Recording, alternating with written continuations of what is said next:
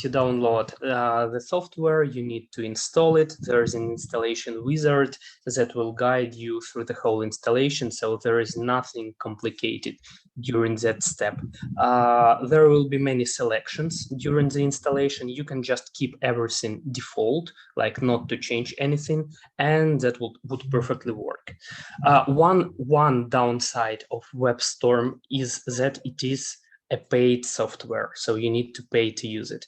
But they give a free 30-day trial. So if you haven't used it before, and if you, for example, download and install it today, you still have 1 month of free usage.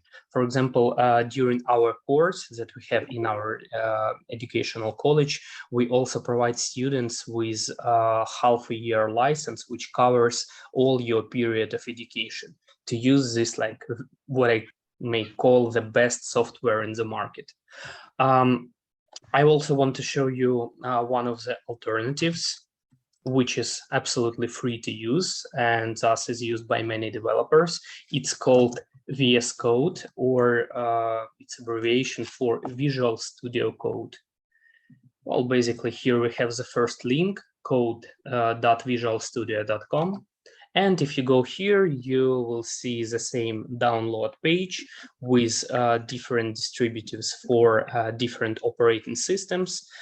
Just download whatever suits best for you. And in the same way, you need to install it and open to be able to use it. So as I've said, I will personally start with using WebStorm. So if you have if you have WebStorm as well, that would be very good, and it will be easier for you to follow everything that I do during the webinar. There was already a question in the chat: will the webinar be recorded? The recording has already started, and after each webinar, next day you will receive a link where you will be able to see the video. So if at some point you fail to understand something, or for example, if I go too quickly, later on when you receive recording, you can watch it at your own pace. If you have any questions so far, or maybe you came to this webinar with some specific questions or concerns, like something you want to hear about, please write them in the chat, or you can speak up, and I will try to make accents on those specific topics that you ask about. If not, while we are waiting for questions, let's start with the technical part. So as I already said, we will be talking with you about the front end, and basically for this you need, in order to start working with this, you need to first understand what front end is. So basically front end is any client-facing side of each application. For example, if I go to Amazon or any other store, any other website. So for example, here we have Amazon. Everything that you see here, like this whole website, it's all of its functionality, all of its pages, this was done by a front-end developer. Like all the pictures, text, like what happens when you click here or there, it's all about front end. But each website also has a server. It's a place somewhere in the cloud or over the internet where actually the data is stored, and this server is called backend. So in each application we will have front end and backend, and today and during these 3 webinars we will be talking specifically about front end. And if we are talking about front end, it consists of 3 different languages. Like to create any website, you need to know 3 languages. First language is called HTML. HTML is abbreviated as HTML, hypertext markup language. So basically it's a language to put all the content of the website, all the content of the web page. So everything you see here, all the words, and all the images, for example, will be reflected in some HTML file of the project. Then there is the second part, which is CSS. CSS is abbreviated as cascading style sheets. So basically, the word style sheets means that it's a language where you provide all the styles. For example, how big this text should be, that this text should be bold. For example, that here content should be in 2 columns, color of the header, what happens when you hover over some items, you see some border appears. So all of that, all of these visual styles, like how you want your content to look like, it's all reflected in CSS. So HTML just displays all the content and only content, and CSS shows how this content should look like. Like CSS makes each web page beautiful. Without CSS, you won't be able to do that. And of course, there is third part, and it is called JavaScript. JavaScript is a programming language, in the contrary to the first two, because HTML and CSS, they aren't considered a programming language. There's like languages of markup and styles, and JavaScript is a real programming language. So if you want to be a front-end programmer, you need to know all these 3 parts: HTML, CSS, JavaScript, and on top of that, some of the JavaScript libraries. We'll get familiar with few of them on our third webinar, because today's webinar will be mostly dedicated to HTML, and these 2 hours will be absolutely enough to learn most of it, like most of it that you need to know in the modern world. The second one will be mostly dedicated, and part of third one will be dedicated to CSS. And in the second part of the last webinar, we will be talking about JavaScript and use it to provide some additional functionality to the page. If we are talking about this Amazon example, like what, for example, JavaScript does, because I haven't explained this yet. Let's click on the cart. Here we have it on a separate page. Sign up is also a separate page. I don't see a good example here, so maybe let's go to some specific product. Also bad example here, because we have only one photo of the product per page. Maybe let's try something else. The monitor should have at least several of them. Okay, and here we will have the example of how JavaScript works. For example, you see this photo. When I hover it, on the right part, I see the bigger version of this photo, so I can look up some details. When I click on the different photo, this layout changes, and again, I can see some details. So everything that happens when you click somewhere on the page, like if you want to show some additional elements of the page, or remove some elements from the page, or do some like any other content manipulation, you can use JavaScript for that. I see some questions. So first of them is, and basically there is one of them, there is only one. Does frontend usually use HTML and CSS other than Java? I will ask you to be a bit more specific on this question, because I think you may be confused language names a bit. If you're talking specifically about Java, Java is a backend programming language, because previously I was talking, if you're talking about front end, we will be using JavaScript. Java and JavaScript, they are 2 completely different languages, both coming from 1990s, but still those are like completely different languages. JavaScript is used purely on front end, but today it also can be used on the backend as well using Node.js library, and Java is used basically only on backend. If you create application, if you meant specifically Java, you can create some websites using Java as well, like creating it on a backend. If you want to create some front-end part, inside that Java application, you will still have to use HTML and CSS.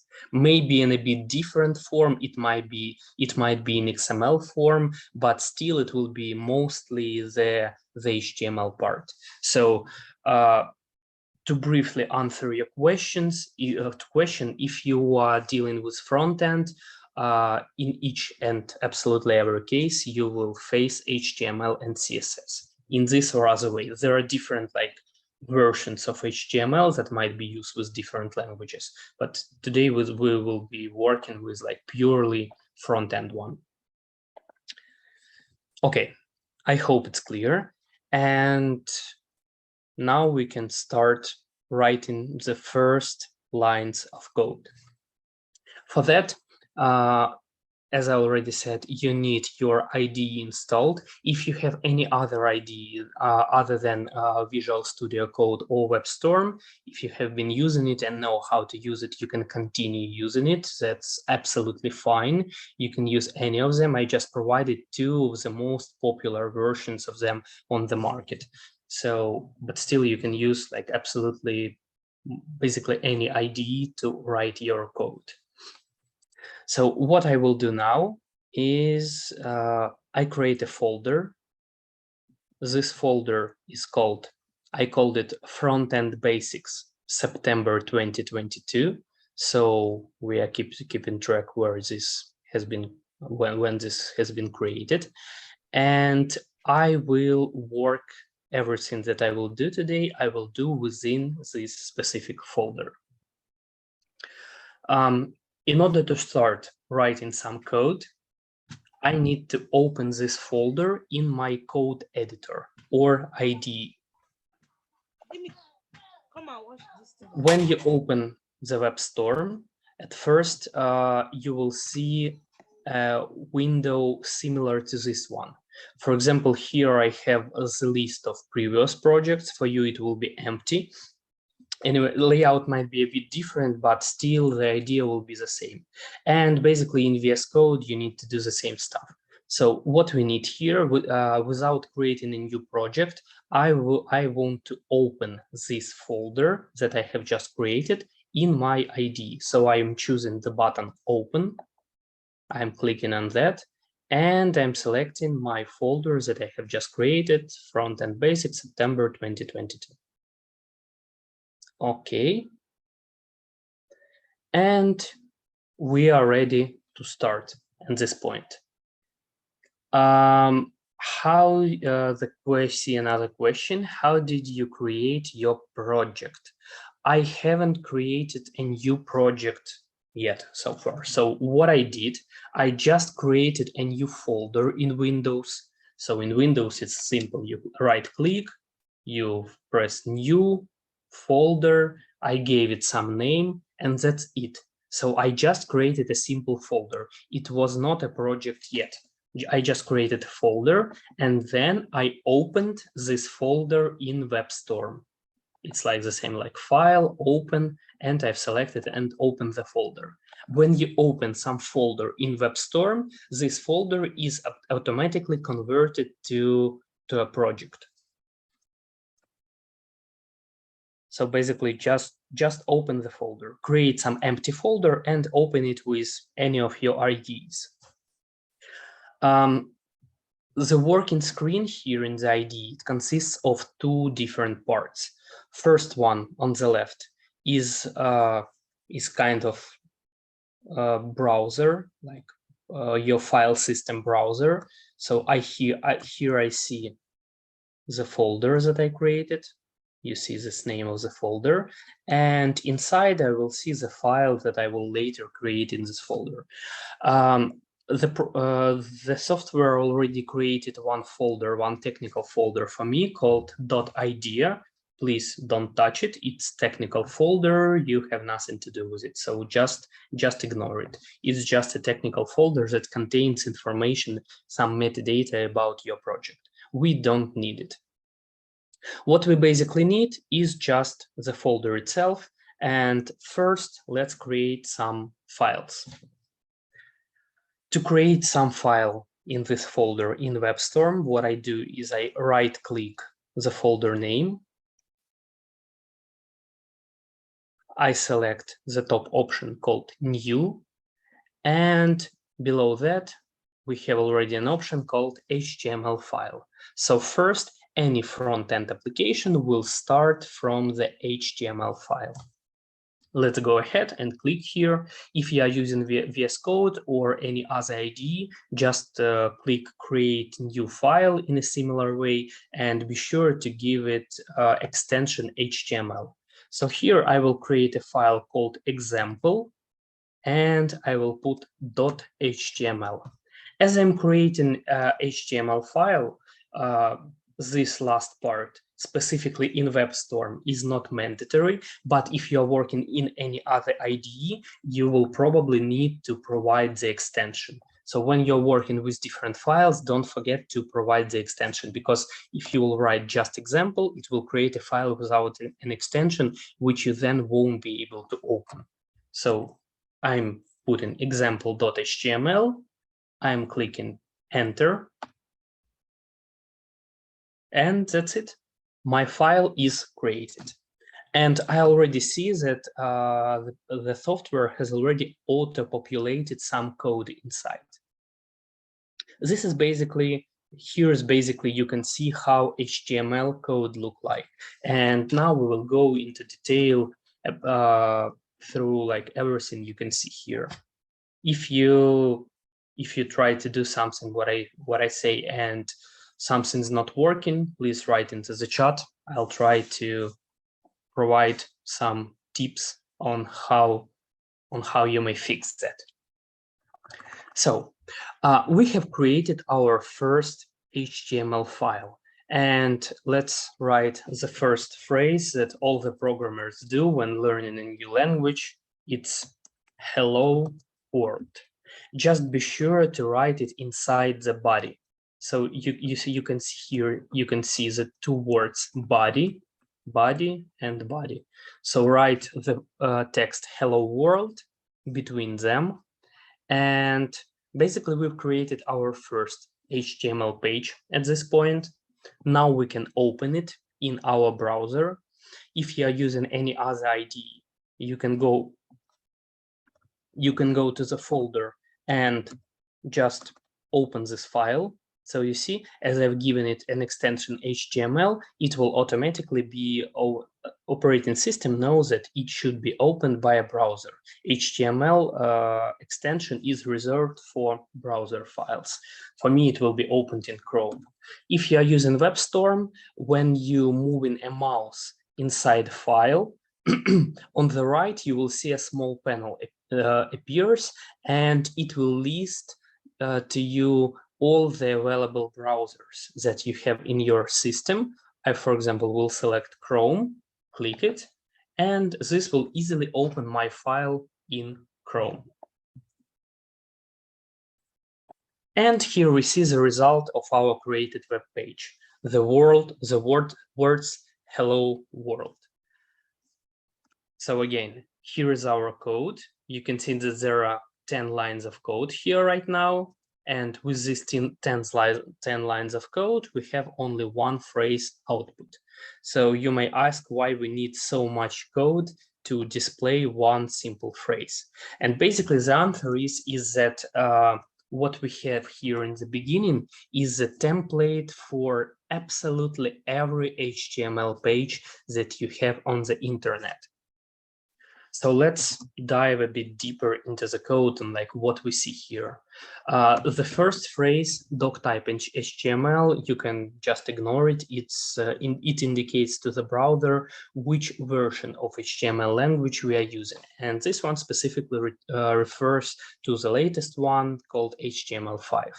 So probably all of your web pages will start with that. And the interesting part comes later on.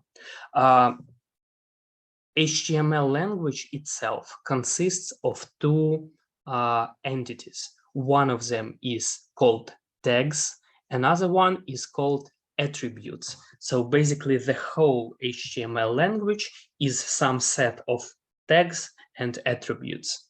And that's it. That's the only thing that you will see in HTML.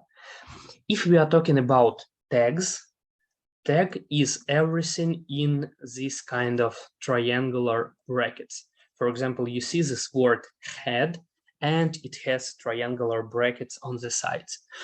So it means that this word is a tag. HTML has a set of specific tags. You cannot just write any words you wish. For example, if you will write hello, nothing will work. You can provide only some reserved names, so you need to learn some of the tags. And that's one thing you need to know about tags. And the second one, that most of the tags have their beginning and their end. For example, if I hover here, I click on the head, my software, my WebStorm already highlights me the second word head. And you can see that those are similar. So we have head here, and this one is almost the same, but it also has this one slash in the beginning. So what does it mean? It means if you have a tag name without any slashes, it means that here this tag is opening, like it's starting.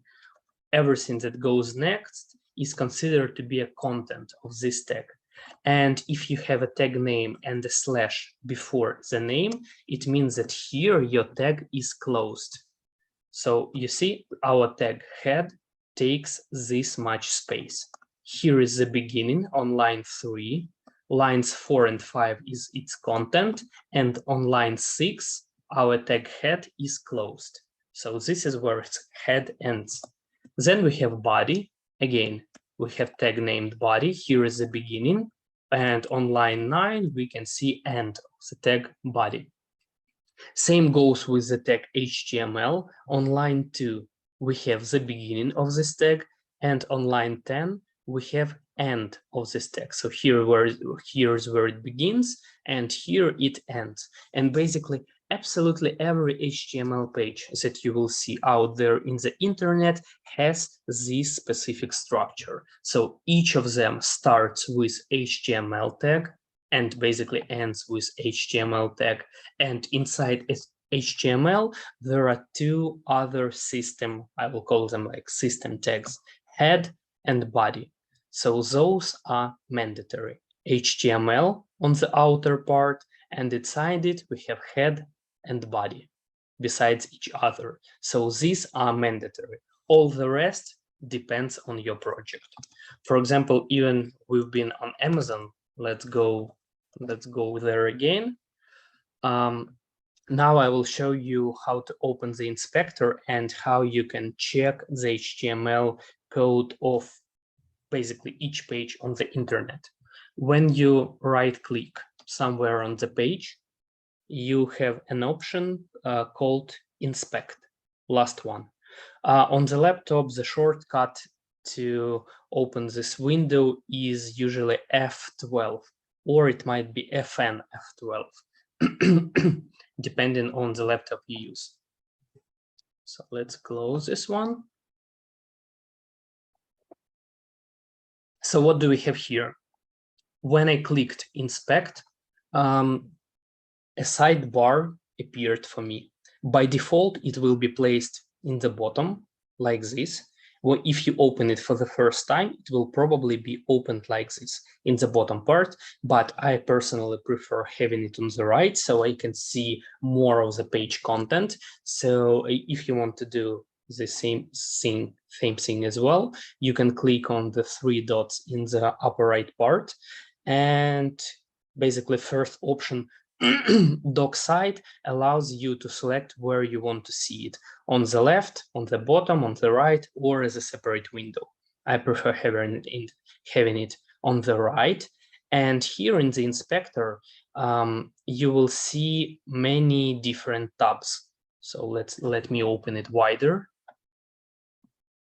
So you see there are many different tabs here.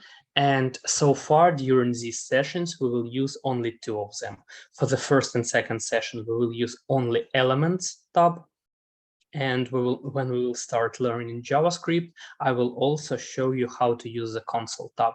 The rest, you don't need the rest. So far, there are more of them, as you can see, but for now, we need only elements. And basically, this tab elements, it shows you all of the HTML and CSS code of any web page. So let's scroll to the very top and see what Amazon web page looks like. So what you can see here is that it starts with HTML tag and basically ends with HTML tag. Everything, all the web page content should be inside this HTML tag. And then inside HTML, they have head and body. Of course, inside head and inside body, so these are collapsible. Inside head and inside body, you will see loads of different information here, but like this part is common to absolutely every web page. Okay, so let me go back to the code. Is it clear so far? Everything works for you?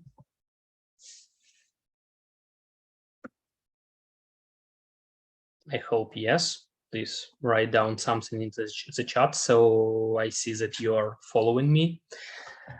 And so basically, we have opening and closing tags. You can see that some tags may contain other tags inside. So HTML contains head and body tags inside it.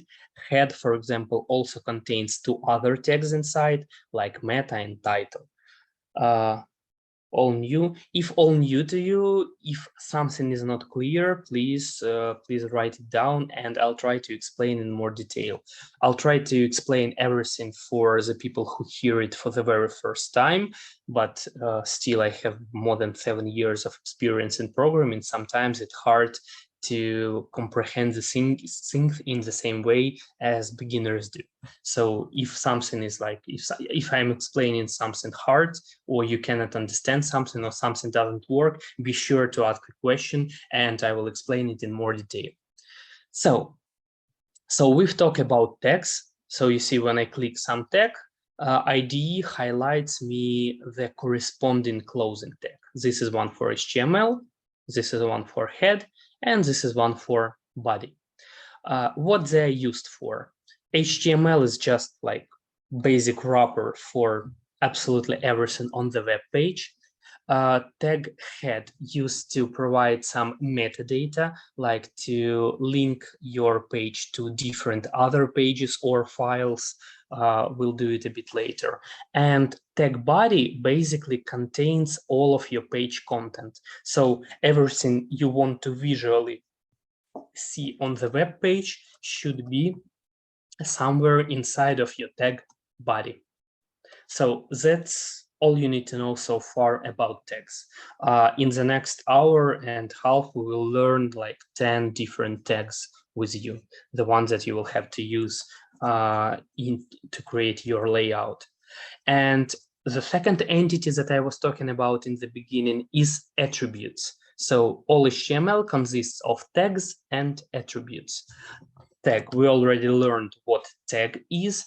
And here, for example, in HTML, you can see an example of attribute. Attribute is some additional data for a browser within a tag.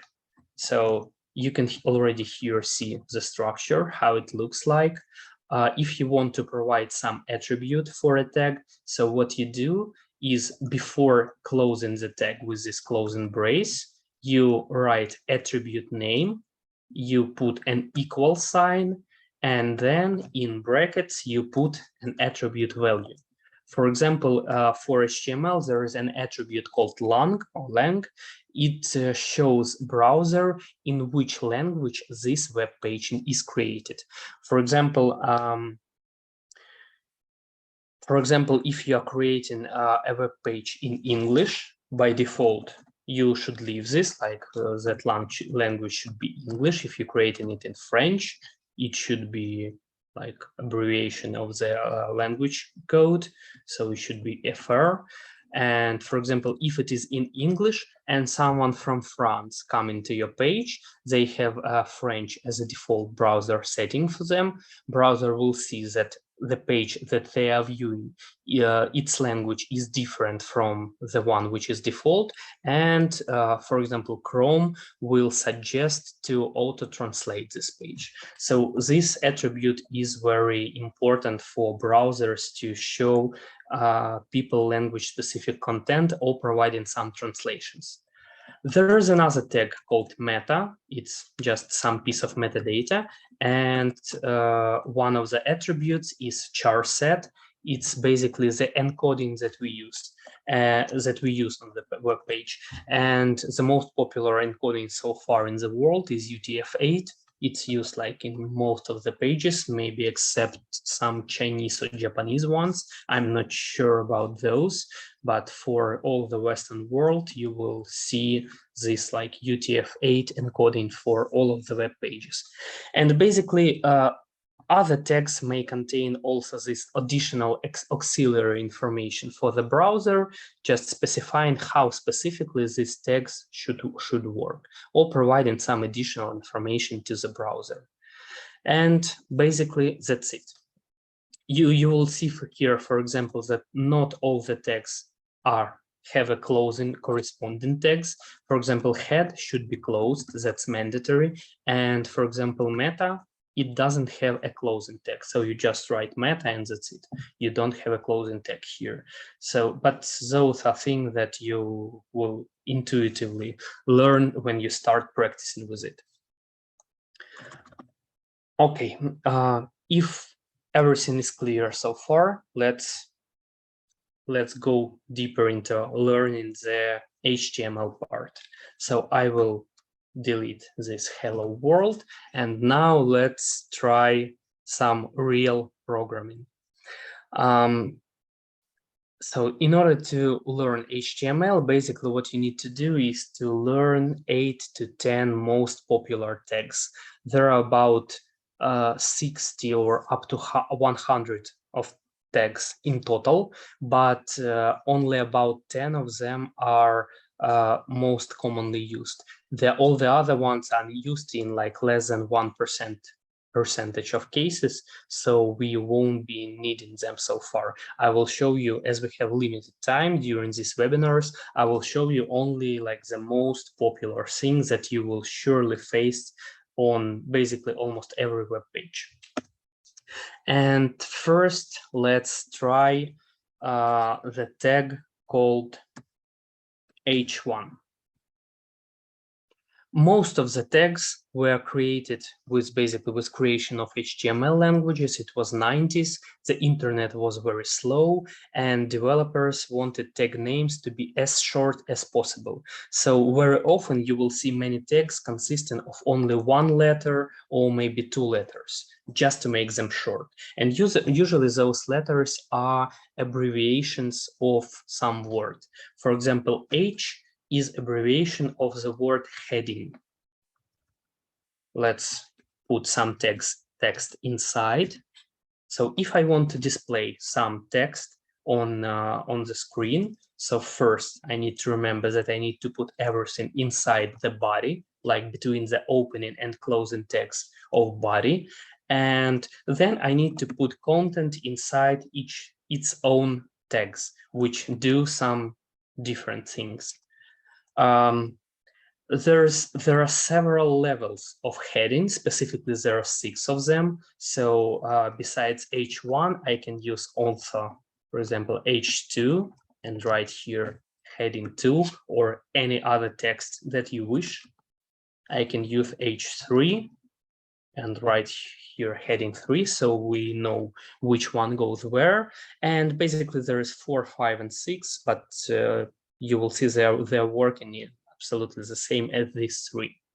And now if I go to the web page that we created and see the result, so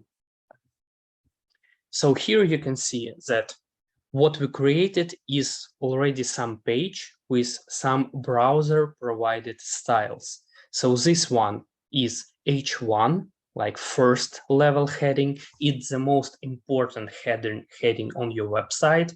And according to SEO optimization, there should be only one of them on each web page. Heading 2 is like header of the second level. It might be a header of the article or a header of some sections on your web page. Heading 3, it's like its level is even less. And if we will write here heading 4, 5, and 6, each one of them will eventually be smaller. If I open inspector on this page with the same right click and clicking inspect, so we need the first tab called elements, and we have put our text inside the body. So if I open body, here we can see all content of our web page. So you see H1, our heading 1, our heading 2, and heading 3. If you check below, there will be some CSS styles. We will be coming to CSS a bit later. We haven't provided any styles on our page yet, but all browsers have some default styles. For example, if you provide each one, it will be a big bold text. H2 text will be smaller. So those styles are provided by browser by default. And usually all web developers just erase all of that and then overwrite with their own content or their own styles. But we'll learn a bit later on how to do that. So first, you can see that this is heading 1. And on the left part, you see some colorful stripes. Blue one shows the content itself, where you have text, and orange one is margins between the elements. And you can see that for first level heading, the margins are pretty big. For a second level heading, font size and margins are smaller. For third one, there are even more smaller, and so on. So everything is getting smaller when you go to the next level of heading. I see some question. There are 10 most commonly used tags. Yeah, I will show you all of them today if the time will allow us, that's for sure. If we are short on time, I'll try to speak more fast or not to explain in that much detail. How decent website. Yeah, absolutely. Basically, I can already show you what we will be creating. I have a landing page for food delivery concept store, and here you can see it. In the end of this lesson, in the end of this webinar, I will give you this link so you can check all the web page at home. So this is a pretty big web page. We probably won't have time to create all of it, but for sure, during this and next webinar, we will create the top part, like this header. We will create the central part, like these tags, the list of restaurants. This is the part that we will create for sure. Later, when we learn JavaScript, we will also put some carousel here. So when you click on the buttons left and right, images will scroll and you can see more items. We will achieve that with JavaScript.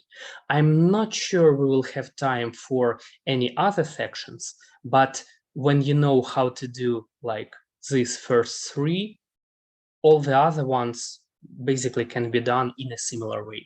So these first 3 will be enough. Let me provide you with the link right away.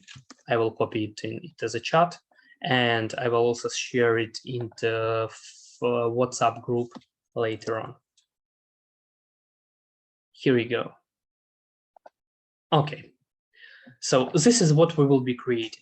But first, before we can start creating this specific page, we need to learn some of the text. We will do it on some example page because it will look bad, just to give us some knowledge on how basically tags and HTML works. Can I teach coding one-on-one? Usually I don't do that. Basically, I'm a full stack programmer and I have a full-time programming job in the company, so I don't have time to teach our students. In done IT education, I oversee the courses, but I don't teach myself, only on these kind of webinars, which happens a few times per week maybe. So if you want someone to teach you coding, you need to look for a mentor. You need to look for a mentor somewhere, and I know there are websites that provide such services. Like if you're looking for a mentor in such specific sphere, for example, a front end, you can find someone there. Okay, let's go back to the code. Here we have 3 levels of heading, and basically you already learned, consider like 3 different HTML tags. Well, we already know HTML, head, body, but we'll count only those that come inside body. So we already have like 3 of them, H1, H2, and H3. Let's go next. We know how to create headings. Now let's try to create some paragraphs of text. Guys, someone of you is unmuted, and I hear someone. Please mute if you don't talk. I don't see who was talking besides me. Okay, now it's good. Okay, so we have created some headings, but if you need a plain text, you can use the next tag, which is very similar. It's called P. As I've said, many of the tags will be with like just 1 or 2 letters. More recent tags, HTML is evolving. It was created in 1990s, but then there were several different versions of HTML issued, and each one of them contained new sets of tags. So the newer tags are provided as the whole words, but all the old tags will be like mostly like 1 or 2 letters. P stands for paragraph, and we can put any text inside paragraph. In WebStorm or in VS Code, you can very easily make the IDE populate some random text for you. What you need to do is to type lorem and click tab. So you see what happened. IDE has populated some Latin text for me. Lorem ipsum, dolor sit amet, and so on. So this is just used for quickly populating paragraphs with some random text. Looking again at the questions. 0180, copy of this recording. Yes, you will have recording. No questions so far. Let's see on how paragraph looks like, and I will copy it and paste one more. So we have 2 paragraphs of text. I just copy pasted it.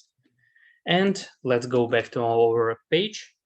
So you see here we have 2 paragraphs of text. It's just a simple text without any styles, but before and after of each paragraph, browser by default puts some margin.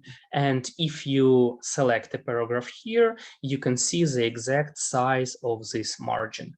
So it's a bit smaller than we have for first 3 levels of headings.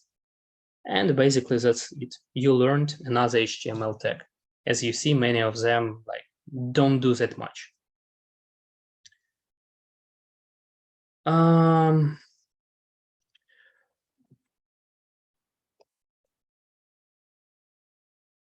Let me very quickly show you. Even if you work afterwards using a recording, your VS Code project will be looking a bit different. So let me show you how to do it in VS Code. So here I started Visual Studio Code, and to open my folder, I need to do absolutely the same steps. I click File, and here I select Open Folder. I select folder that I've created, like Frontend Basics September 2022. Here it is. I already see the file example HTML that I have created using WebStorm. And basically the idea of using VS Code or any other IDE is usually the same. In the left part, you have a browser to see different files that you have in your folder. And in the main part on the right, you will see the code. So if I click on example HTML, you will see absolutely like same all codes that I have created using WebStorm. If you want to create a file here, you just right click somewhere in the empty part, because in the WebStorm, I clicked right click on the folder name, but in VS Code, you need to right click just on the empty part, click select new file, and create file, provide its name. And here, as I've said, besides typing the file name itself, you mandatorily need to provide the file extension, which is .html. When you click enter, you will see the new HTML file is created. And unlike WebStorm, VS Code doesn't populate it with the default set of code with HTML head and body text. But you don't need to type in those yourself. To autocomplete all this information, you just need to put an exclamation mark and click enter. And here in VS Code, you will see in the result, like almost similar set of data. You will have some few more of the meta tags, but you can just ignore them. So again, you have HTML tag, opening, closing one, you have head, you have body, and you can write down something in the body. When you do something in VS Code, you need to always save what you are doing. For example, if I will open the page right now, for example, I typed in hello world. If I will open the page right now in the browser, it will be empty, because you see this big black dot near the file name. It means that you have unsaved changes. When I click Ctrl S or maybe Command S if you are on Mac, the dot disappears. It means that changes were saved, and now when you open the file, you will see all of them. So that's what you need to do, and basically that's the main difference between using VS Code and WebStorm, because WebStorm does many things for you automatically. In VS Code, you need to do more things manually by your hands. But basically, the thing that I've shown you so far should be enough for you to start working and following my code that I'm writing right now. Okay, I'm coming back to WebStorm, and let's go further. So we already learned, well, let's say 2 different HTML tags. First one for headings, another one for paragraphs. And now let's learn the third one on how to create images. I see just one question from Mega. What did you say the paragraph tag cons? I didn't mention any cons. That's just the specifics. When you create a paragraph, so here, for example, when I select it in the inspector, I see that with the blue background, I have the text that I have provided inside the paragraph, and on top and on the bottom of this paragraph, browser by default puts some margins between the text and the other elements, and that's it. There are actually no cons of using this or that text. So when you have some paragraph of text, using p tag is absolutely legitimate. I hope I answered your question, so we can go next. The next tag that we need to know is the one to create images. And basically you can see I've put the opening bracket, and WebStorm already shows me which tags there can be. And the first one, it already proposed me image tag. And that's it. I'll double click it. Okay, so it's provided me already with an attribute. That's good. But let's delete it so far, and I'll explain it in more detail. So here we have image tag. Similar to meta, image doesn't need to be closed. So we don't need this closing tag for image. Browser, it highlights it in like gray, because it shows that like this part of code is not needed. So image doesn't need a closing tag, and I've provided image, and that's it. Now I need to somehow show the browser which image I want to show. And for this, specifically, this is one of the uses of attributes. In tag image has one of the attributes called src. to call this like pop-up window in WebStorm, I click control space.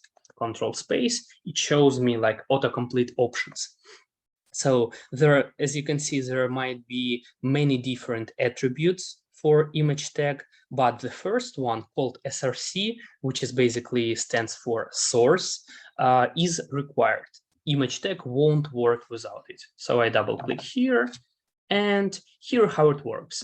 We provide image tag indicating to browser that we need to display some image here, and then we provide SRC attributes where we show which specific image we want to show. And here we need to provide the address. What's the shortcut for dropdown in VS? Sorry, I don't work in VS. I don't know. Let's try it. Image. It works. It's same control space. It works for me, but it doesn't. So when I start typing like SRC, you see, it shows me that you have here SRC as well. So it's same control space. In Mac, it might be command space. So in the SRC, I need to provide address of some image that I want to show here. And here we can provide two types of addresses. It can be either an absolute address or relative one. So let's talk about both. I'll go to Google and search for some lime cat images. Look, what a cutie. Okay, so I found some image, then I right click the image and select open image in new tab. So I can easily, more easily copy its link. And here I have this image opened in a separate tab. And here what I can do is just copy file address. You just need to be sure that if you opened image in the separate tab, you have file extension in the end. Because if you have here, for example, like data : image / and so on, that might not work for you. It's like base64 encoding, that's more complicated. So what you need to do is to find link to any image in the web. So it should be, it should have some image extension in the end. For example, JPG here. I copy the link, I paste it inside SRC attribute in my code, and let's see what the result is. Let's go back to our page.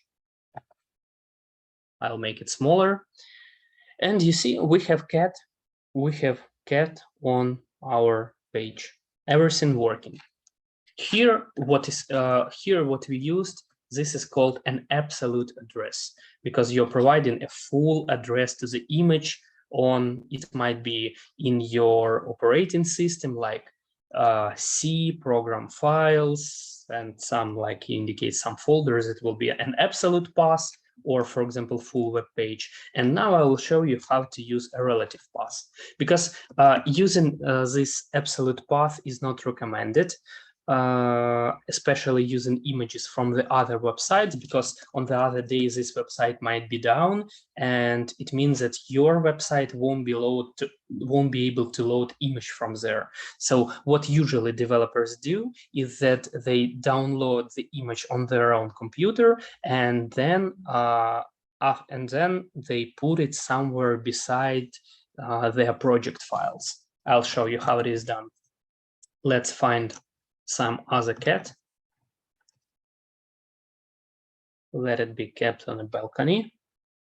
Oh, that's a good question from Limar. Like, what if you don't want to use a file from the web, but instead you want a file from your computer? And that's what I'm showing you right now. So I'm looking for another image. Just let's open it in a different tab. And here I have this image, and let me save it as a file. So I right click it and select save image as, for example, cat balcony.jpg in downloads. Okay, it is now saved. So I can see here, I can see the file in downloads. And now before I copy it to my project, let's do one more thing. So first, what I need to do is I want to create one new folder. I don't want all my project files to be in one folder, because in practice, there will be many of them. And if all of those are in one folder, you'll get confused at some point. So basically, you need to create different folders to structure your content. So I will go and right-click the folder name. And in VS Code, you just right-click the empty name under your files. I select new and directory. So I'm selecting new directory. In VS Code, it is called a new folder, as far as I remember. And I will call this folder img. Actually, it can be any name, but this name clearly indicates that this folder will contain some images. And now I'll go ahead and cut the file that I have just downloaded from the internet and paste it here in my folder. Okay, we have it here. I can open it in a web storm, so you can see the file itself. Everything works. And now I want to provide, I create the same image tag. I provide src source attribute, and now I need to specify path to this image. And now we'll work with something called a relative path. A relative means, when you hear the word relative, it's always relative to something. And in this case, it will be path relative to our HTML page. So here you can see that our HTML page, it's easier to show in Explorer. So here you can see that our HTML page, example HTML, is in this folder Frontend Basics September 2022. If I had image in the same folder, like just close to this file in the same folder, all I have to do is to provide image name, like cat, balcony, JPG. But it's not in the same folder. And IDE will already tell you that. You see that it's highlighted orange. When you hover it, it says it is cannot resolve a file, because it cannot find this file in the same very folder, because it's in a different folder. So it means that we need to provide path to this file from here. So in order to get the file from here, from this very place, you first need to go to the image folder, and there you have the file. This way, you provide it in the code. You write folder name, so it's in the folder image. You put slash, and you provide file name. You see the orange part disappeared, means everything should work now. So if you have file in a different folder, starting from your HTML page, you need to indicate all the folders where it contains. If you need to go one folder up or several folders up to find the file, you need to use 2 dots and slash. So this means go one folder up. This means go 2 folders up, then find image folder, and then find file inside. We don't need that. We have only 4 folder image and file inside. So this should perfectly work. And IDE shows that it's fine. Let's check it. Guys, someone is talking again. No. You're not even with the whole thing. How do you know? This is not it. Is there more? Apart from these 2 paragraphs, is there more? Guys, are you talking to me? They even give you a framework for how to do it. Your beginning, middle, there's no end. Where is the end? The end of what? The end of that image. In this case of what we did, the only also do 2 paragraphs. Even like that, I can't see the middle. The middle, you should describe what the storm did. And then after the storm, did it destroy? You see, you even watch TV, you see when, what's it called? Heavy rainfall, when there's a flood. Buildings are down, like in America especially. you know, trees are even uprooted from the ground. Okay, And guys. then, okay, when there was when the storm, when after the storm, what happened? All the debris. You talk about it. Are you What was left guys? from Are the you storm? talking to me? I'm not sure you were talking to me because I tried to follow your conversation, but not sure it's about our website. So okay, so and here you can see the second image in like perfectly placed on the page. Well, it's not placed perfectly yet because we are not using CSS yet, but we can see the image of the page, which means it is working. This one is loaded using an absolute path from a different website, and this one is basically loaded from inside our project. And if this site stops to exist, this image will still be shown. That's why when you're creating a web page, all the images should be somewhere inside your project. So they should be contained on your server. You don't need to rely on some external sources because that's, well, that might lead to some errors. Okay, we have learned 3 different tags so far. Let's go next. I hope it's clear with images. We'll have much more practice when we start creating the landing page. So for now, let's go further. We know already how to create headings. We know how to create paragraphs. We know how to create images. That was probably the most complicated part, so the rest will be easier. Now the next tag you need to know is A. A basically stands for anchor, and anchor is used to anchor some content on your page, like to make some links to the content somewhere below on your page, or links to completely different website. For example, if I open a website called google.com, I copy the address, and inside the link, I type in Google it. I type in Google it. So I created a link and I type Google it. And let's see what it resulted in on our page. I make it a bit bigger. And here you can see that the words Google it appeared in right after my second image. So they are not on the new line. I'll explain it a bit later why it happened so. And now you see it's not clickable. I click here and nothing happens.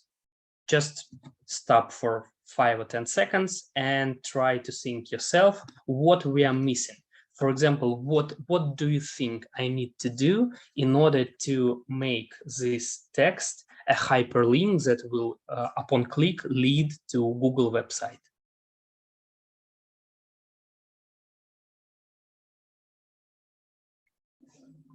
Okay, no questions so far. That's just for you need just to think yourself. Put a source. Well, Daniel, you're absolutely right. We need to put some source. So basically, well, technically it's not a source. It's called a bit different, but we need to provide some attribute to show where this link should lead. In links, this attribute is called a bit different. It's called href. It's not src, it's href, which stands for basically hyperreference. And here inside href, I will paste what I copied in, the address of the Google website, https://www.google.com. So what happens now? When we go to our website, what you can see is that our link, first, it changed color, it became underlined, and when I hover it, you see the cursor changes to a hand, which browser shows us that you can click here. And if I click here, it basically redirects me to Google website. So here's understanding on how to create links. You create link using tag A, you put some text inside the link, like what will be shown to user, and inside href attribute, you provide the address where this link should lead the user. You can provide some other attributes, for example, target. Target means how you want to open, how you want this user to be redirected. And if you select, you can see that here are 4 different options here. IDE shows me that there are only 4 options here. I select the first one, underscore blank. And if you select this, this means to browser that I want this link to navigate user to Google website, but open it in a different tab, like open a new tab and redirect him there, but keep this tab open. So this what target block means. And let's check it on our website. Now, when I click on Google it, you see we have a new tab with Google open, but our previous tab with the website is still open. So this way here at this point of time, you should have a better understanding of what attributes are for. They provide some like additional information to the browser on how this or that tag should work. Okay, congratulations. We've learned already 4 different tags. What else do we need? The next one will be very simple. It will be one of the newest tags. That's why it will be not one letter, but the whole word. It will be a button. Button is basically a button that you can click. So nothing to explain here. I'll type in click me, save, go to website, and here you can see the button called click me. And when I click on it, nothing happens so far. Because for something to happen, we need to provide some JavaScript code assigned to this button. Without JavaScript, buttons will do nothing on your website. So, but still, we already know how to create them. Well, we created a button. So congratulations, those are 5 different tags. So you see, we are going fast so far, because the first one were a bit more complicated, where I have to explain things. The other ones, when you know what tags, so how attributes work, those are explained much faster. So we have buttons, we have images, some text. What else do we need? Let me check on the website, so I don't. Let me check our mockup design, so I don't forget anything. We have images here. We have headings, we have buttons, again, images, some text. You know, I guess that's it. Well, for now, we have everything that we need to create. Well, I'll teach you how to create text input. So here you can see the text input. It's actually pretty easy as well. And for this page, you, I assume, don't need anything else. So you need only this text and 2 more technical tags, but those are pretty simple. So for text input, in order to create it, we basically, to create any kind of input, we use a tag called input. This is maybe the only early time tags which is provided not as one letter, but the whole word. So we put input, and we need to provide additional attribute called type, where I provide information on which type of input I want to create. Because tag input can create many different things. It can even create a button. If I put input type button, it will do absolutely the same thing as this one. So, but for now, I want it to be just a text input. Let's see how it works. Input type text. And here you see the field where you can put some information.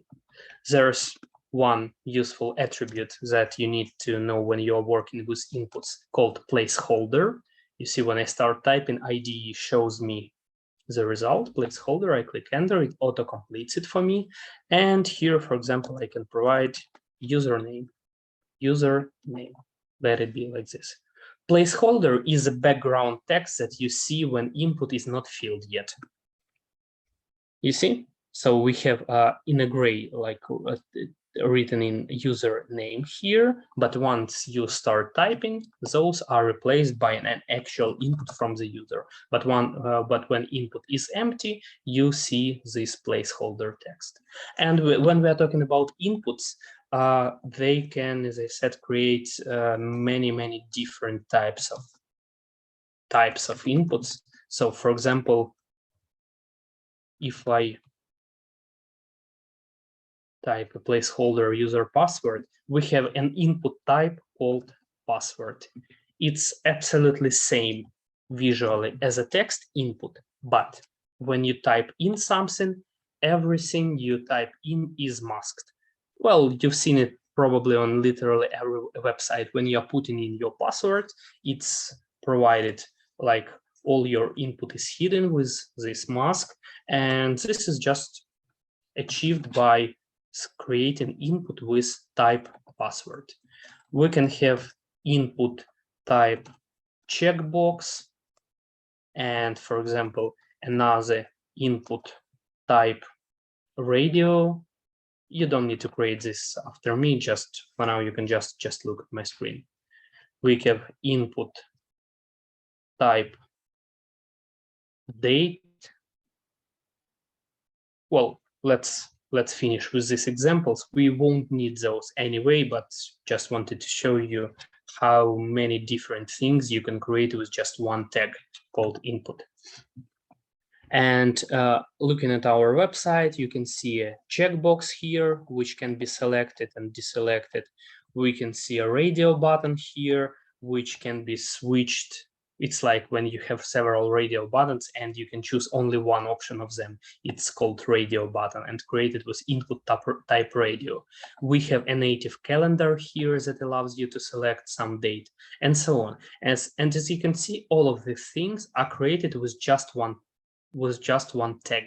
Just with providing different type, browser renders us completely different output. And there are many other different types of inputs that are actually used, but these 5 are the most used in practice. The rest are used very occasionally. So this 5 is like everything that you need to know so far. And again, a good question from Daniel. How do I make a link show under the picture? That's a really good question because you need to understand the nature of some tags. For example, if you compare heading to link, you will see that those are having a completely different behavior here in browser. For example, if I select heading, I can either select some elements here in the right part by clicking its tag name or navigating to it using arrows, or I can select some element on the web page by clicking this arrow, which is called select an element in the page to inspect it. I'm clicking here, so you see it's now highlighted blue.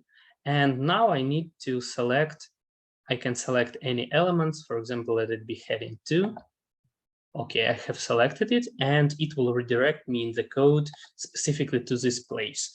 Because if you have a big HTML page with thousands of tags, it might be hard to find something here in the right part. So you can select this arrow, click part of the page that you need, and it will redirect you to this specific piece of code.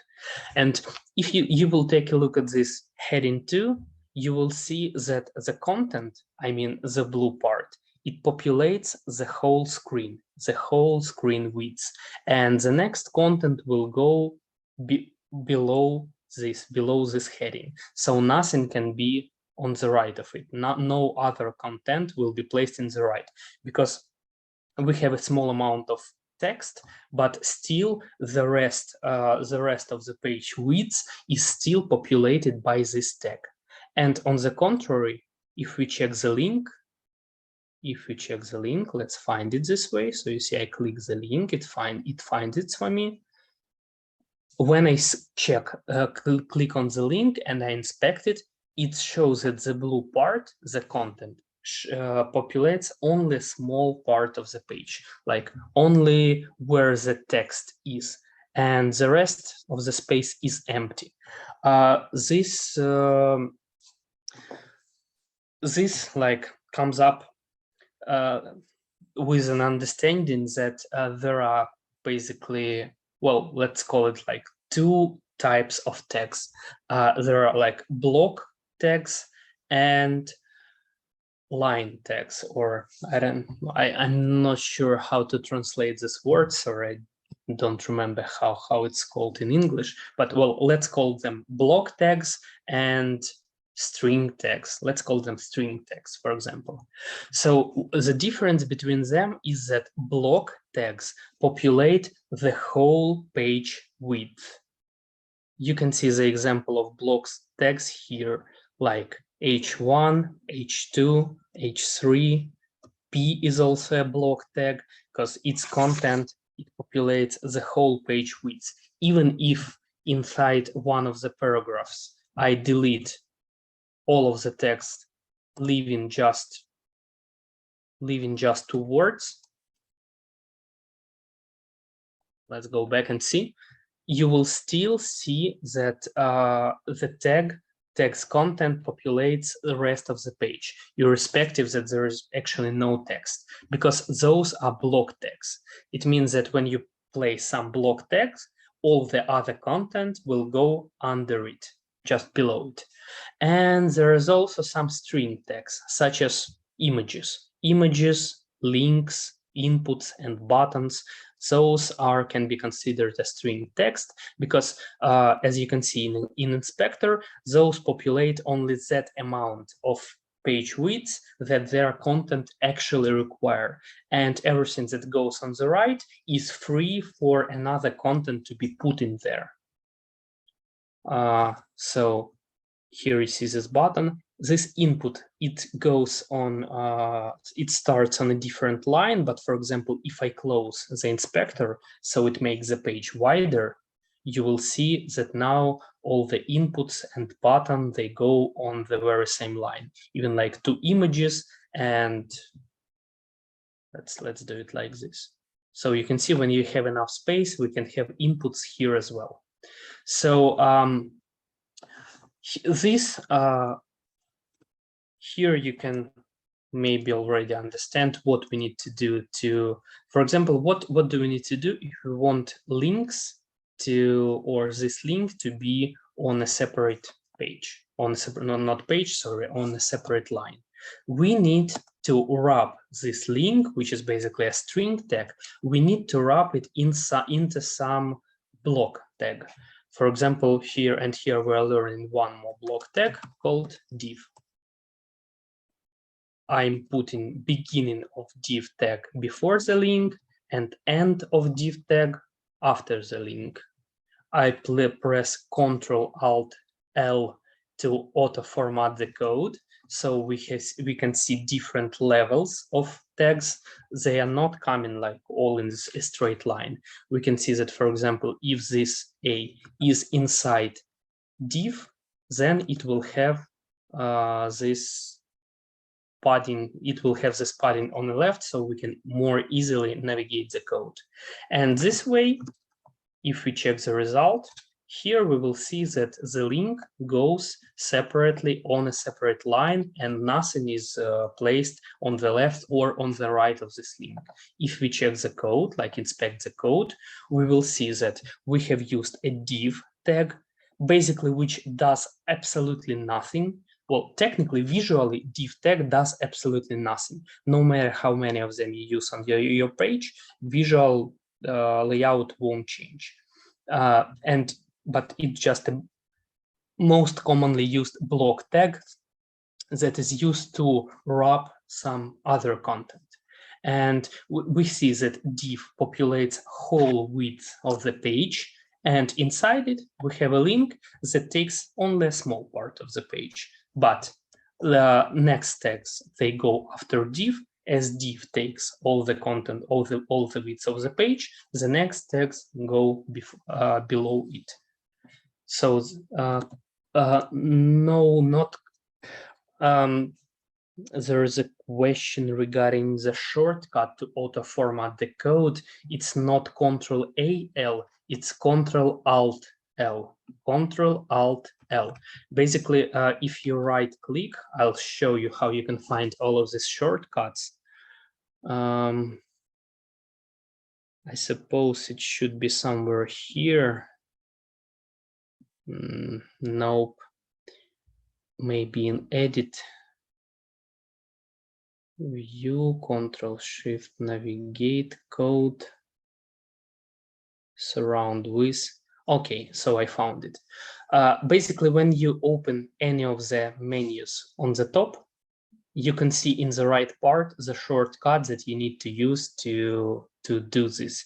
And well, when you will be a programmer, when you start writing the code every day for at least a year, you'll learn all the shortcuts by heart. For example, here in the code, we have an option called reformat code, and here its shortcut is mentioned as Ctrl-Alt-L. I'm not sure how it works on Mac, so you can just open the code menu and see what the combo for Mac. In Visual Studio Code, it's it's format document, it's Shift Alt F, for example, on Windows. Let's call it Shift Alt F. Yeah, so you see it also auto formats, putting some spaces inside. So just, well, you get used to that. So for now, just it's okay if you forget it. So we stopped on a tag called div. It's basically, as I've said, most commonly used block tag used to just wrap some content to put it on a separate line. And that's it. Maybe we need one more. And the last one probably that we need is span. Let's put two of them. Span 1, span 2. Span is like a simple string tag that visually does absolutely nothing, but it also allows you to select some pieces of code inside some text. So if you check the web page now, you will see that both span 1 and span 2 come right after each other, because those are basically string tags. And what they're useful for example, if you have some text and inside text you need to put the 3 words in a different color, you can put span inside here and provide some styles in CSS specifically for this span. Because if you provide styles for the whole paragraph, it will change the whole text. But if you need to change only the 3 words, the most useful thing is to use span inside. So span is a string tag that visually does nothing. Div is a block tag that, again, visually does nothing, but allows you to structure your content on the web page. And when we start working with the layout that I've showed you, you will see some very good examples on how divs and like many of the divs inside each other can correctly be applied to structure content on your web page. Okay, I guess that's it.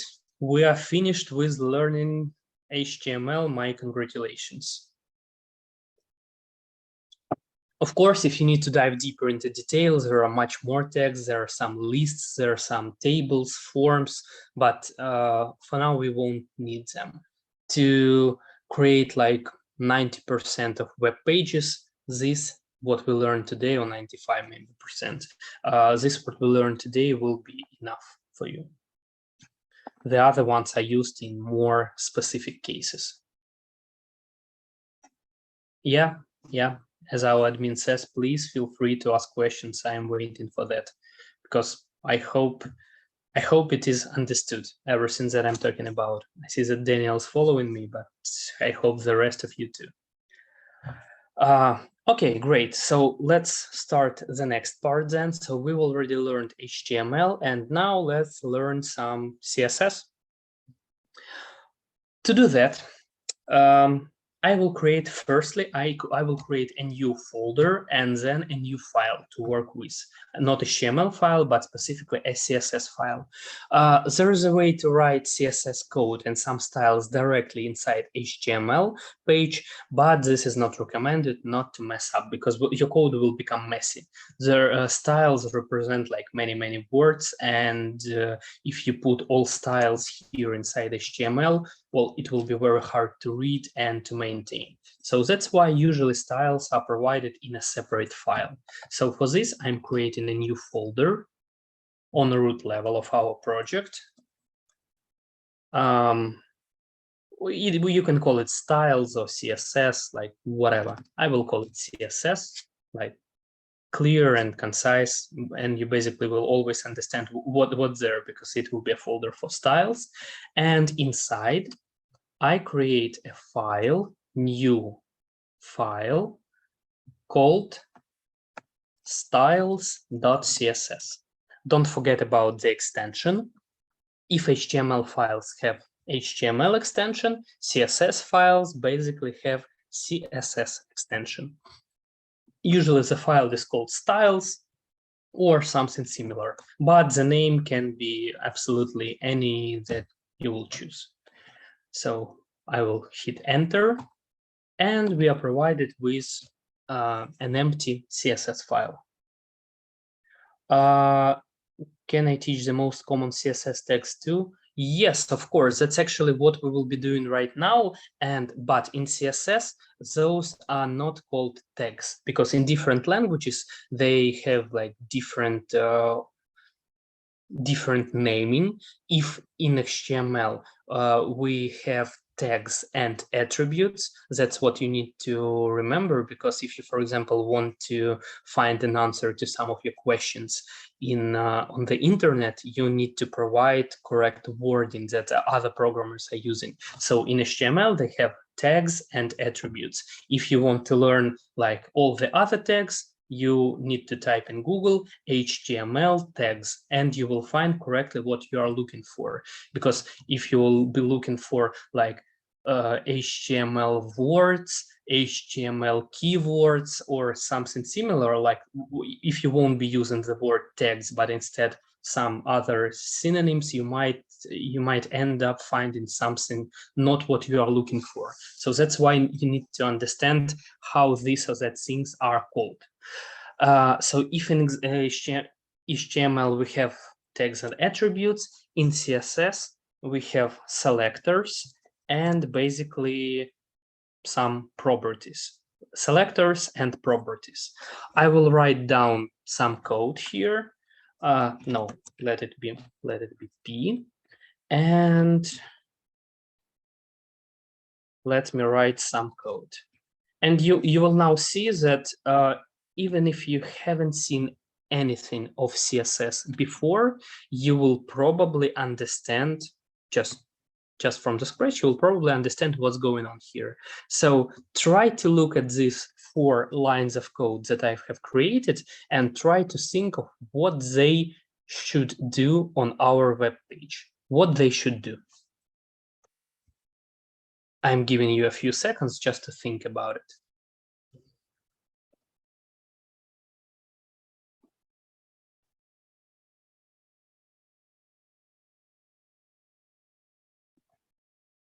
If you are watching the recording, try to put on pause and come up with a solution. But well, anyway, basically you already understood that these lines of code provide some styles. So they are providing some styles to our paragraphs of code on the HTML page, specifically to the tag P representing paragraph, and they are providing 2 sets of styles. First one, it's making the text color red, and it's making background color green. Because, well, CSS in some way is easier than HTML because they don't have abbreviations. They use the whole of words, and you can clearly understand what's going on here. So just by reading property names, so here is a selector, which says what kind of content on the page you want to style.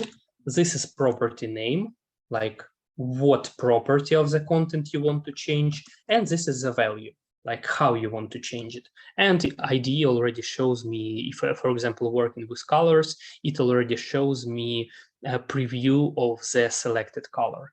So I'm changing color to red and background color to green for our paragraphs.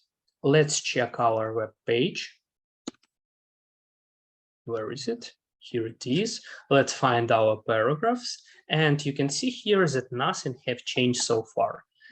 They are still in black color, no signs of red and green.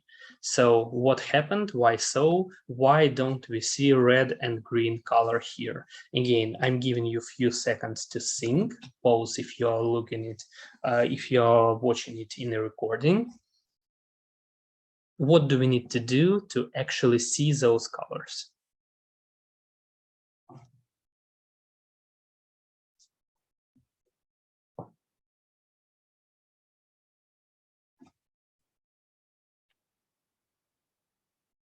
Link P with the text. Well, technically you're correct, but more, so Daniel said we need to link this P with the text on our web page. But to be more correct, technically, we need first to link the whole CSS file to our web page. Because what we did so far is we created a CSS file, but it's a standalone file. It doesn't relate to our page in any way. Browser doesn't know yet that it need to use styles from this file on our web page. It means that we need to link our file to the web page. How it is done? All the links are usually done in the head tag. We are providing one more tag called, it's called this way, link, just link some file here. And we need to provide two different attributes. First one called rel, which stands for relation, like what type of document we are linking. And the first option suits us best. It's a style sheet. So we are linking style sheet. And second, we need to provide link to a file that we actually are referring to. And it's provided using href attribute, same as in anchor tag. And in the same way, as we need to provide either an absolute or relative path here, same as for images, as we have file in our project, we need to provide relative path. So it's in a different folder. So first we are selecting a folder name where it's contained. Then I put slash, control space, and it already shows me like which files it found in that folder, styles.css, and I close the tag. Link doesn't need closing tag as well. So I've put some code here, and this links the whole file and all contents inside this file style CSS to our web page. And now let's see the result. You can already see that it is working. I can hardly read it now, but for the sake of learning, it works. We have a red text and a green background, so it works absolutely perfectly fine. This way, you can connect CSS to HTML, and then if you write some different styles in CSS, for example, we have provided some styles to our paragraphs. Now let's provide some different style, for example, for our first level heading as well. I'll put, let it be font size 20 pixels.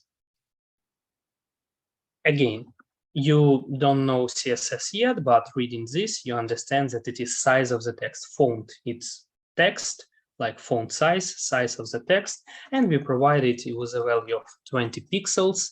I hope all of you know what pixels are. Pixels are like small dots which make up basically your screen on your laptop or any other device. And many sizes on front end are indicated specifically in this pixels. So pixel is some absolute very small width. So you can see what we did so far. We provided our heading one with a smaller font size, And here it is. Previously, it was larger than heading 2, but now it has become smaller. What if you are wondering where 20 pixels here are? It's basically the height of the letter, the height of the letter. It's 20 pixels.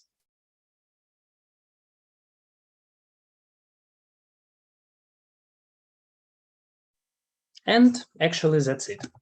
That's how CSS works. So you have a CSS file, then you provide a number of rules. So we have, for example, we have one rule for paragraph, we have another rule for heading of the first level, and you provide some more rules for the other parts of the page. And this way you go from one block to another and style everything up until it looks as you desire. So that's basically how CSS work. You already know all the basics of the CSS. So what you need to learn next is different CSS properties. And at first I said that CSS in some ways easier than HTML because you can basically understand what property means for most of them, even if you haven't learned this property yet. But the bad news is that unlike the HTML, where you have like 10 to 20 most commonly used tags, in CSS, we have hundreds of properties. And well, in order to be a good front-end developer, you need to like master, well, I don't know, maybe 100 of them. But again, during this 3-day course, we will learn the most popular ones, which constitute like 90 or 95% of all styles on the project. So there will be some other ones which are rarely used for some specific occasions and they require more deep knowledge to learn. We'll skip those, but I will teach you all of the most popular ones. So whoever asked, will I learn you like the most popular CSS tags? Now you know that those are the correct name for those are CSS properties. The answer is yes, and we are starting with that right now. Actually, we have only 15 minutes left, but still we can learn a few properties right away. Before we start doing that, we need to talk a little bit more about the selectors. So here we are talking about, here we have tag selectors. It means that how it works. You provide tag name, then you open brackets, that's mandatory in CSS. You provide, and then you provide some property names, colon, property value, semicolon. So this is the basic structure of CSS. So it all starts with a selector. Selector is this first part, which shows which tags on the HTML page you want to look differently. But if we are talking about real HTML page, you will have many tagged applications. For example, if I write something like this, div color blue, like inside all divs, color will be blue. We don't see it here because actually inside div we only have a link and browser provided it with different styles, but still assume that we have a big web page where you have hundreds of divs, and if you provide this type of code, it will style absolutely all and every of these divs with the styles that you have provided. But usually what we need to do is to give one div some like one set of styles, and for a different div we need to provide a completely different set of styles. And in order to do that, developers came up with a concept called classes. There's another question from Daniel so far. Can we link more than, as far as I understand the question is, can I link more than one CSS file to my HTML? The answer is yes. You just copy paste and just link some other files, and that's it. So you can link as many files as you wish. And basically how it works, if you will have same selectors in different files, the ones that goes below will take precedence. So it will override the ones that go above. But that's only for the case where you have like the same selector name, where like the rules override each other. So the lower one overrides the upper one. But yes, you can have many of them, and when we start working with the layout, we will basically have two CSS files connected. But we'll come to that later. Okay, so I was talking about concept of classes that would allow us to style different, like style same tags differently. How it works? For example, in the end, we have two spans, span 1, span 2. And consider that we want to give them different color. If in CSS you write just span and provide some color, both of them will be in the same color. But if you want their color to be different, what you need to do is to provide them an attribute called class. Class attribute is used specifically for working with CSS.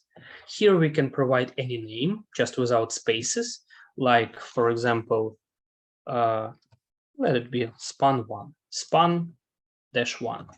And here we can provide a class called span2. Well, in practice, we will use more meaningful names, and you will see this again when we are working with the mockup. So basically, a class name should represent the essence of what you have inside this tag. But for now, just for educational purposes, span1 and span2 will do. And now if I want to reference these classes, so what I need to do is to do almost the same thing like span1, like same as for tags, but I need to put dot inside before the class name. So in CSS, if you have just some letter or some words as a selector, you means you are selecting a tag and you are selecting all instances of this tag on the page. But when you have dot and then some text, it means that you are selecting all instances of this class on the page. And this class may relate to one or more tags, same or different tags, whatever. So here you have much more flexibility than with tags. And for example, span1, let its color be green. And for span2, again, we start with dot, we have span2, and let its color be aqua. Let's see the results. The result on our web page. So you see the span1 is green and span2 is actually aqua, in aqua color. So it works perfectly fine. And in practice, usually developers omit using tag selectors at all. They provide classes for almost all of the tags that are present in the HTML page just for the ease of use. Even if some of the tags it does not repeat on the page, like for example h1, still usually it's provided with some specific class just to be sure, because in future when you start modifying this page after some time, you may accidentally add some other tag and it will automatically pick up classes that you have for your previous tag if you use tag selectors. But if you use class selectors, this won't happen and you can easily extend your page further and it will be safe. So for classes, I hope that concept is clear, and after this point of time, we will only use classes except few exceptions. We will only use classes to provide styles to our web page. We have 8 minutes left. We can still learn some of the styles. Okay, so let's start with like the very basic concept. We have our big paragraph. Let's give it some class. Oh, just not to think a lot, I'll just give it the same class called paragraph. And in CSS, let me provide some styles for it. Again, if I'm referring to a class, I'm first putting dot, then class name, paragraph, and I will provide some styles. And here we'll learn three, like probably the most common CSS properties, CSS layout properties. Let's call them this way. For example, margin, let it be 40 pixels. Border, not border, border, let it be 10 pixels, solid black. And padding, let it be 20 pixels. And one more, just to show you how it's applied in practice. Background color, let it be bisque. Okay. So here we go. I have provided four of the most, like three background colors, not the one most used, but like margin, border, and padding, like can be considered three of the most used properties. What does this code mean? Margin 40 pixels, border 10 pixels, solid black, and padding 20 pixels. If we go back to our page, here is our paragraph that I have styled. So let us select it and find it in the inspector. Okay, here it is. So if I hover it in the inspector, inspector shows me how much space different parts of this tag take. The most inside part is tag content. That's actually all the text that you provide inside this tag. Then green part, light green part is padding. Padding is like inner padding. I don't know like which another word I may use to describe it, like inner padding from the content border. And for example, if you see that if I provide some background color, it applies to the content itself and to all the padding. Then this black part, it's content border. Basically, when you create each of the tags, they are created as rectangular ones, and each of them by default, except the buttons, usually they don't have border. But if you provide property called border, you can create a border with 10 pixels width. For example, I can change some properties right here. If I try to extend the border, so you see, I, for example, made it 15 pixels.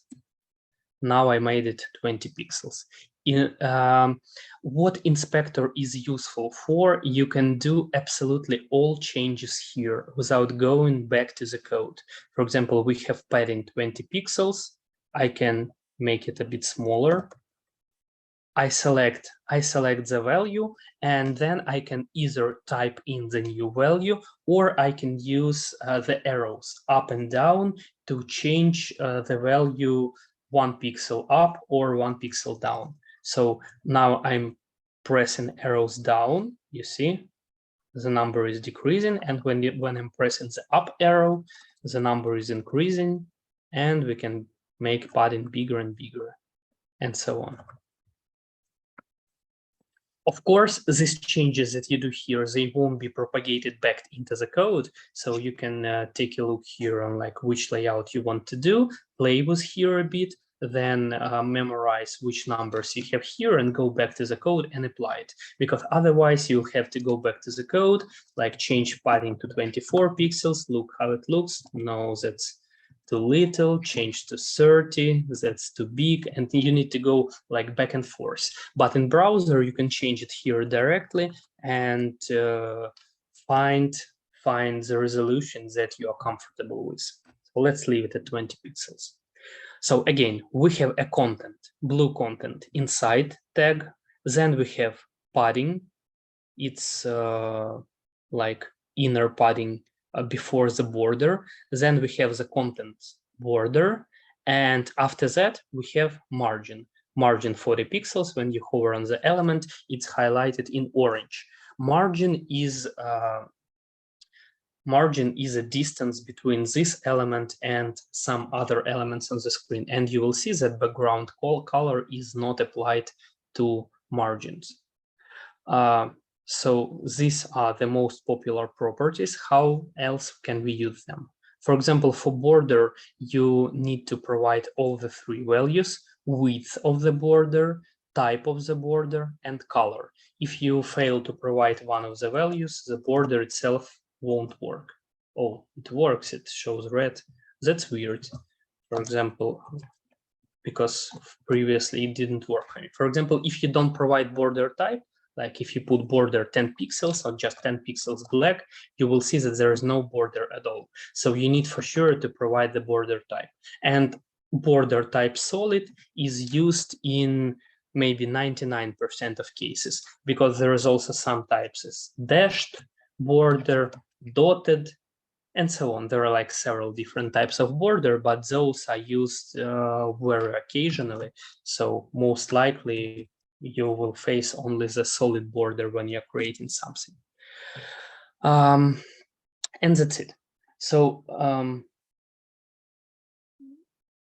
hope this one is clear. Another question from Daniel: do all browsers have the same inspector, or some are better than the other? All browsers have different inspectors. They try to be similar to each other, but still there are some differences. Well, as of today, probably most of these inspectors will provide you more or less same output. But again, those are created by different companies, and there's actually no web standards on how an inspector should be created. So it's up to company. So they will for sure be different. I'm using the Chrome for development always. If you use the Firefox, its inspector is also pretty good, and it's very much similar to what you have in Chrome. I didn't use that much other browsers for development, so I cannot say anything about, for example, Edge or Opera. But Firefox and Chrome are pretty much similar. But that's actually what the Chrome and Firefox developers intend to do for web developers to be easier to use in those tools. If you didn't manage to, another question, you didn't manage to link the CSS to HTML. Probably the issue is here in this part. You see, so here you need to provide the correct address to the CSS file. For me, I provided the address for my specific structure. I have file called example HTML, the one I'm working with, on the root level on the project. There on the root level, I have a CSS folder, and inside it, I have a file called styles.css. If you have absolutely the same structure of files and folders, it should work for you. So in the same folder where you have example, if you have their CSS folder, you write it like this, and then you write name of the file. So if you have different folder name or different file name, you need to provide those.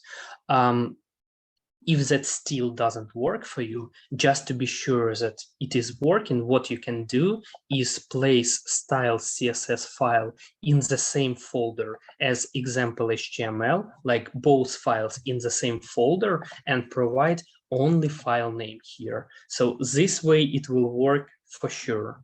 Otherwise, you have some problem with the path. It means that path somewhere is incorrect.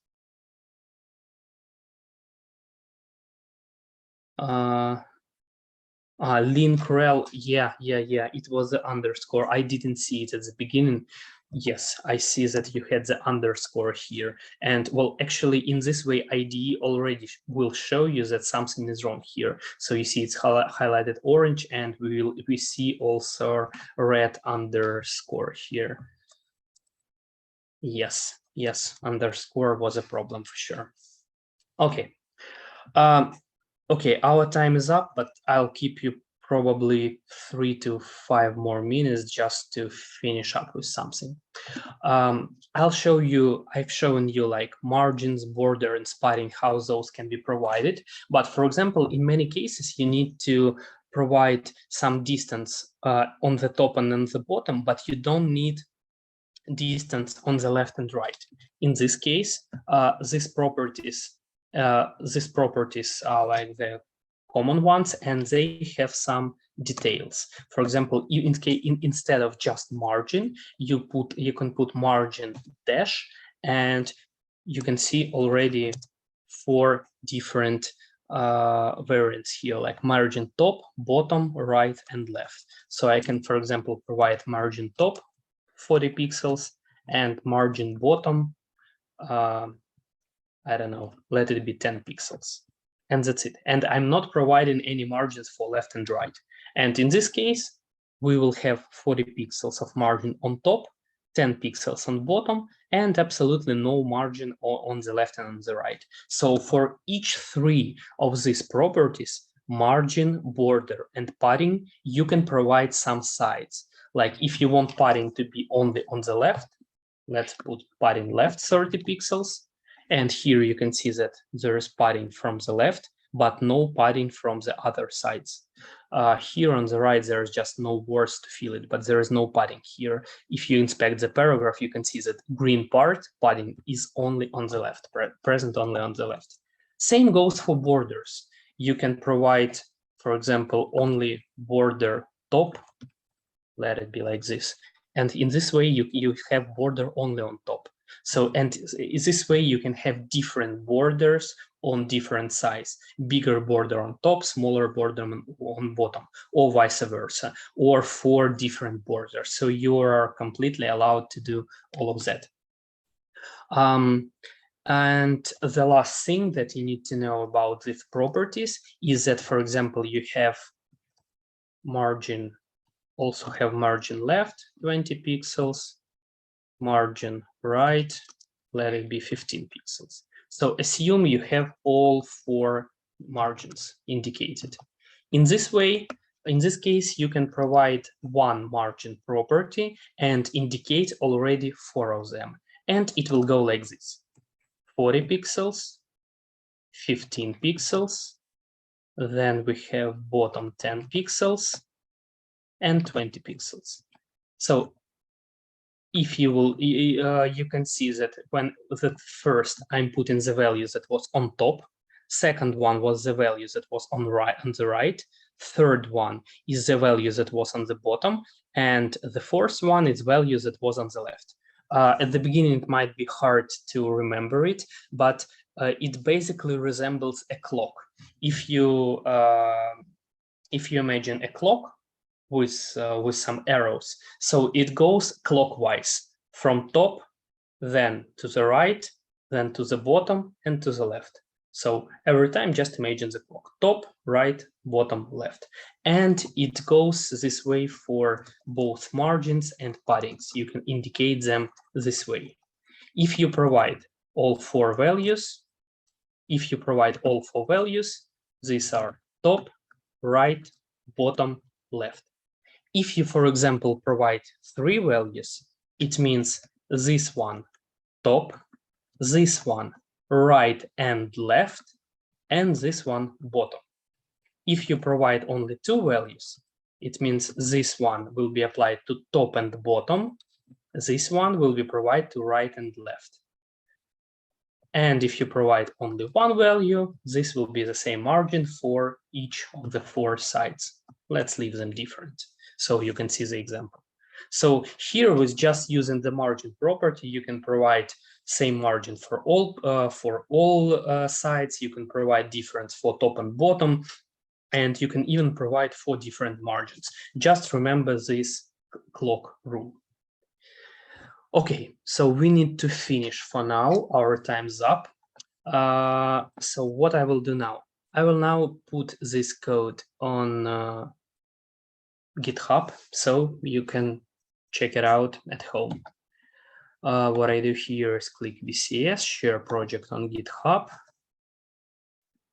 And here in the end, I will just put or in the beginning, let's put UK. So because I had the same webinar for Ukrainian guys, and I have the same repository, but UK will go for UK. I click share. You don't need to understand what I'm doing so far because that's some technical stuff.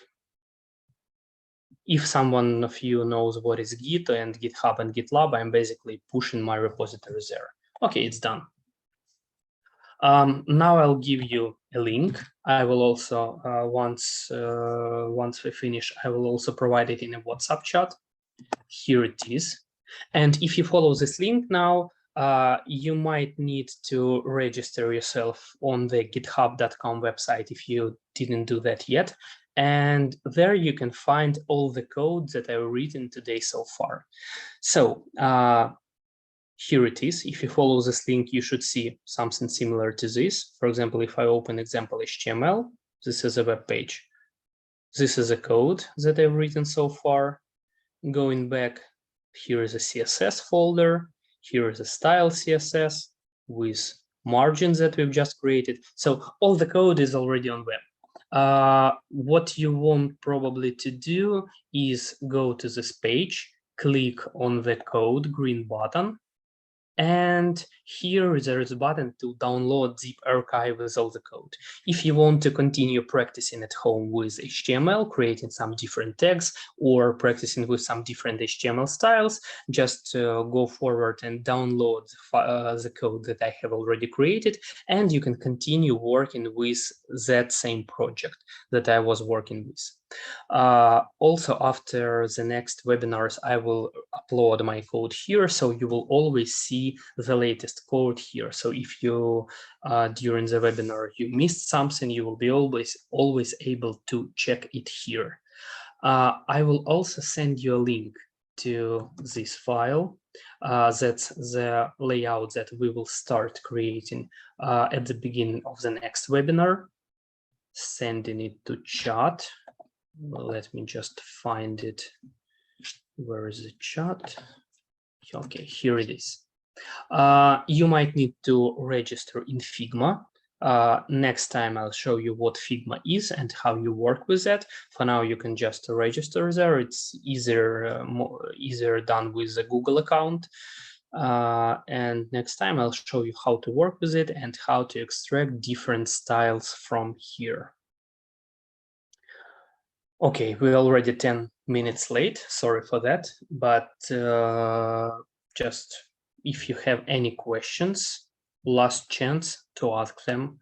Remind you, please join our web WhatsApp. Sorry, join our WhatsApp chat if you have any questions in between the sessions, or you like some of your code is not working. You can write there. Some of our mentors or myself will check your questions and help you with your code.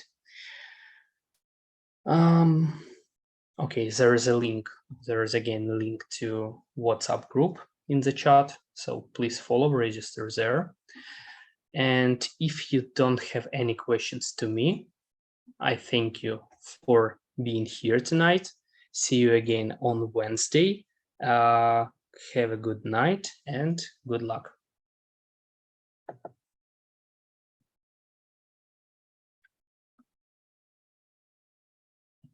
Bye, everyone.